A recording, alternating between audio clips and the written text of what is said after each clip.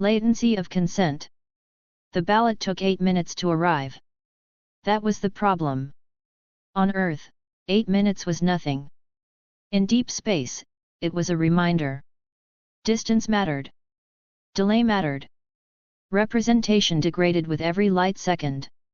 Asha Ndiaye floated in the common ring of habitat Caldera 3, watching the voting interface cycle through its verification states. Around her, others waited in silence, hands braced against rails, expressions carefully neutral.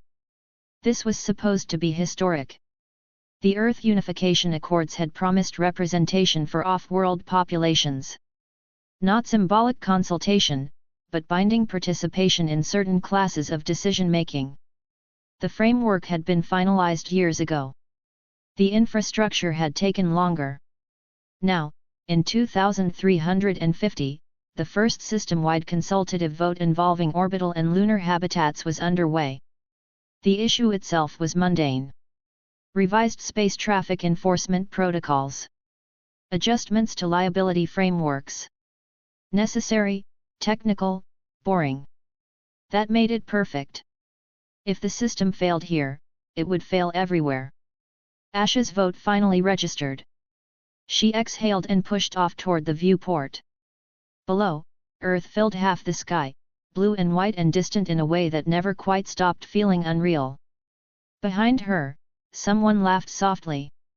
8 minutes, said Pavel, a maintenance tech she'd known for years. My grandmother used to complain about lag watching old Earth broadcasts.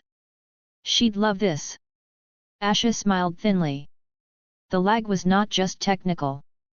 It was structural. Votes from Earth registered almost instantly. Votes from low orbit followed shortly after. Lunar inputs lagged by seconds. Deep orbital habitats like Caldera 3 waited minutes. Outposts farther out waited longer still.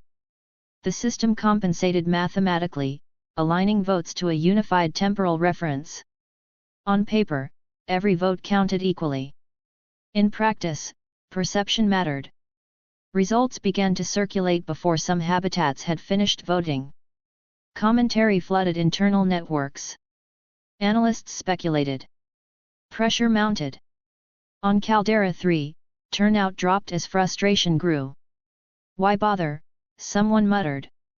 They already know how it'll go. The final tally passed by a narrow margin. Earth-based blocks celebrated efficient governance. Off-world networks filled with arguments. The vote had passed. The fracture had widened. Asha attended the debrief 2 days later. Representatives from multiple habitats joined, their avatars crisp but their voices edged with delay. This was expected, said an Earth delegate. Any first iteration has friction. Friction implies mutual contact, Asha replied. This felt like drag. She pulled up comparative data. Participation rates by distance. Engagement curves over time. The trend was unmistakable. The farther from Earth, she continued, the less people feel represented. Not because their votes don't count, but because they don't feel present. Silence followed.